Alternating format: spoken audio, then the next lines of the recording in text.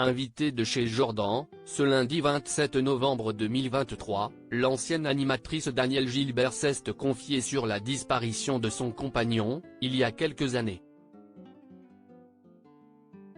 Un amour indéfectible. Danielle Gilbert était l'invitée de chez Jordan, ce lundi 27 novembre 2023.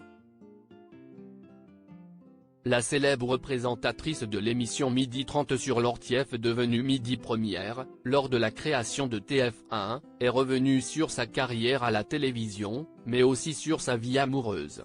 La femme de 80 ans, a notamment accepté d'évoquer la mort de son compagnon Patrick Smama alors qu'il était atteint d'une maladie neurologique dégénérative. Si est mon Patrick, si est l'homme de ma vie avec qui j'ai été pendant 28 ans.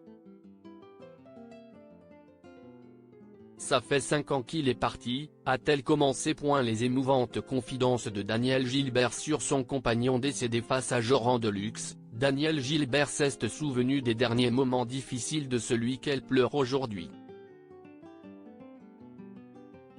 Il a eu une maladie longue. Ça a duré 8 ans.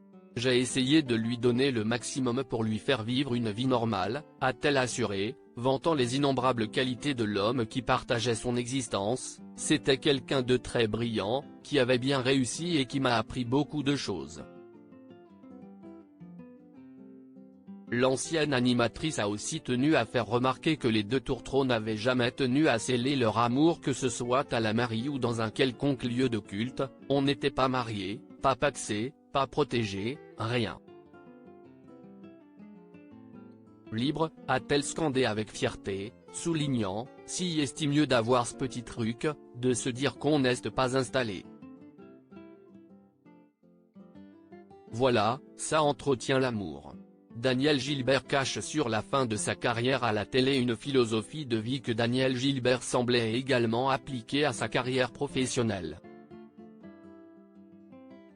Même pour l'émission que j'ai animée pendant 13 ans, j'avais des cachets à la semaine, pas très copieux d'ailleurs.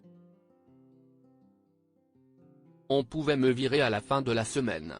Mais ça a tenu 13 ans et 3 mois.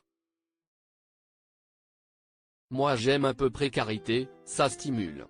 Je n'aime pas être installé, a conclu celle qui s'est aussi longuement livrée sur son départ de TF1, expliquant avoir dû faire face à de nombreuses déconvenues à cette période. Il faut quand même que je dise que quand on m'a viré, on ne m'a pas forcément dit, la porte est là et vous pouvez sortir, on m'a fait plein de choses.